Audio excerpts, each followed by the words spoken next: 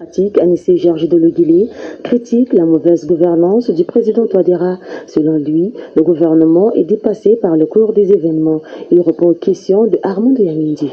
Monsieur Anissé Georges Deleguilé, bonjour. Bonjour. La pénurie à répétition de carburant provoque la hausse des prix des transports et des denrées alimentaires dans Bangui et dans tout le pays. Cette situation perdure et si c'est vous le président de la République, que faire? Écoutez, monsieur Armando, le carburant à 1450 francs CFA, c'était déjà élevé. Maintenant, à 2000, à 2500, quelquefois 3000, c'est trop. Vous prenez un fonctionnaire qui gagne 90 000 francs, et ça c'est ce qui gagne le plus, s'il doit dépenser plus de 1000 francs par jour pour le transport, il lui faut un budget de combien pour son transport? Et pour sa femme, et pour ses enfants pour aller à l'école, et pour manger. Donc vraiment, les Centrafricains sont dépassés. Parce que le carburant, quand c'est élevé, ça se répercute sur tous les autres prix. Alors vous me demandez, je ne suis pas président de la République, mais ce que je peux vous dire, c'est que ce dossier est mal géré depuis le début. Depuis il y a un an, ce dossier était mal géré en termes d'alimentation du pays en carburant,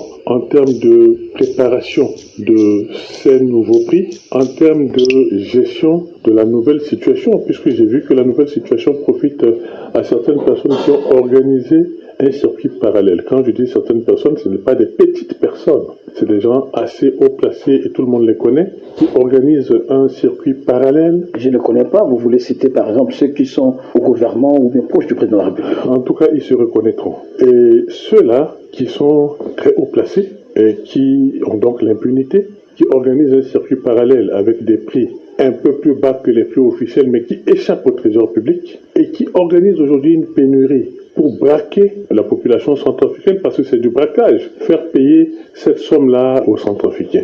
Le dossier du carburant doit être traité avec beaucoup de sérieux. Je vois qu'il y a beaucoup de séminaires gouvernementaux. Je crois qu'il doit y avoir des réunions spéciales sur ce dossier carburant pour qu'on puisse annoncer aux Centrafricains enfin un prix qui tienne compte de la vraie réalité et qui soit supportable par tout le monde. Mais oui, mais quand vous avez parlé des séminaires gouvernementaux, déjà le gouvernement ces derniers temps a mis en place des stratégies pour collecter des mini-recettes pour pouvoir faire face à tout cela et mettre en place aussi un système de lutte contre la corruption. Mais comment voulez-vous lutter contre une fraude qui est organisée par vous-même? Ce n'est pas possible. Ça veut dire que ce que le président fait, est-ce que c'est lui qui organise par exemple la corruption dans des différents départements ministériels? Je suis en train de vous parler du carburant. Je pense qu'il faut traiter ce problème de carburant très au sérieux, parce que le Centrafricain n'en peut plus. Ce n'est pas parce que les gens ne parlent pas, ce n'est pas parce qu'ils paraissent résignés qu'ils ne sont pas moins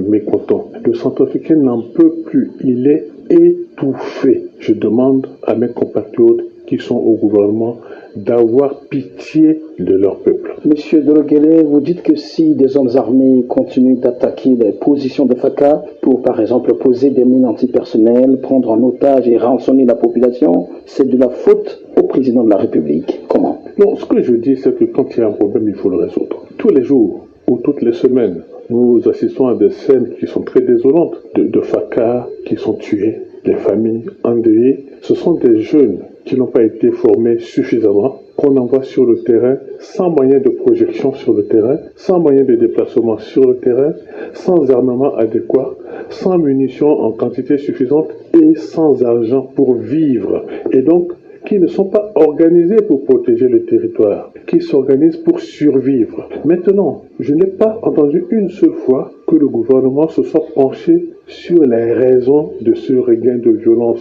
Qui c'est qui fait cette violence?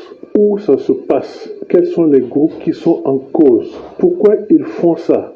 Qu'est-ce qu'ils recherchent? Quel type de discussion on peut avoir avec la MINUSCA? Qu'est-ce qu'il faut faire pour mettre fin à cela? Je n'ai jamais entendu parler de ça. Chaque fois, on nous dit que le territoire est sécurisé à 95%, à 90%. Il y a même une compétition pour donner le plus haut chiffre pour plaire aux princes de ce pays. Moi, je suis député de la région de Bokaranga. Il y a beaucoup de mines antipersonnelles sur lesquelles les populations sautent. Vous avez vu que dans cette région, il y a des prêtres, il y a des humanitaires qui sautent sur ces mines antipersonnelles.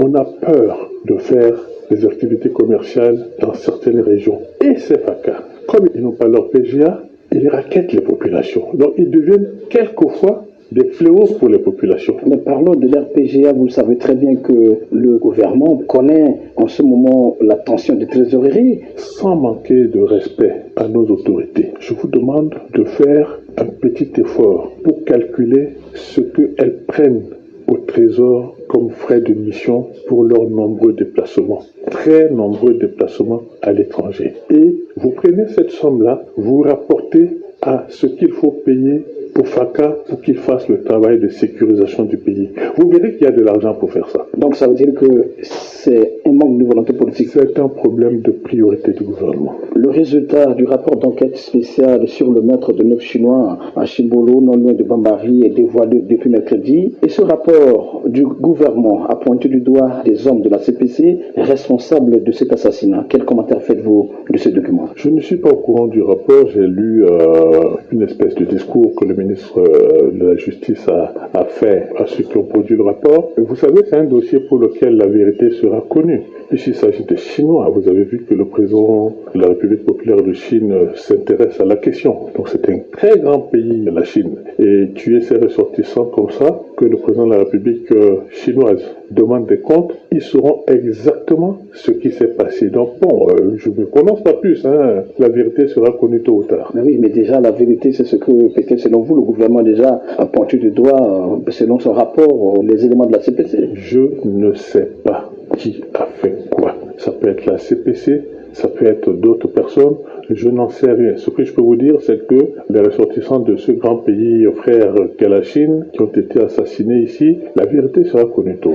Et puis un autre rapport, c'est celui de Human Rights Watch, qui a mis en exergue le rétrécissement de l'espace politique ou démocratique en Centrafrique. Mais le gouvernement parle, lui, d'un rapport purement politique de la part de cette ONG internationale pour discréditer le pays. En tant que chef de file de l'opposition, quelle appréciation en faites-vous? J'étais un peu surpris par tous ces communiqués qui sont faits, le gouvernement, le porte-parole, le parti au pouvoir, les partis affiliés, tout le monde est fébrile. Ce qui a été dit n'est pas très compliqué et j'aime bien la phrase de Martin Ziguélé lors de la dernière émission Patara. Il a dit « Ce qui a été écrit est en deçà de la vérité ». Human Rights Watch a fait un rapport plutôt cool parce que ce que les populations vivent, ce que nous, politiques, nous vivons, ce que la société politique vit, vous savez, le gouvernement et le pouvoir en place, c'est un petit groupe de personnes. On est en train de parler du ressentiment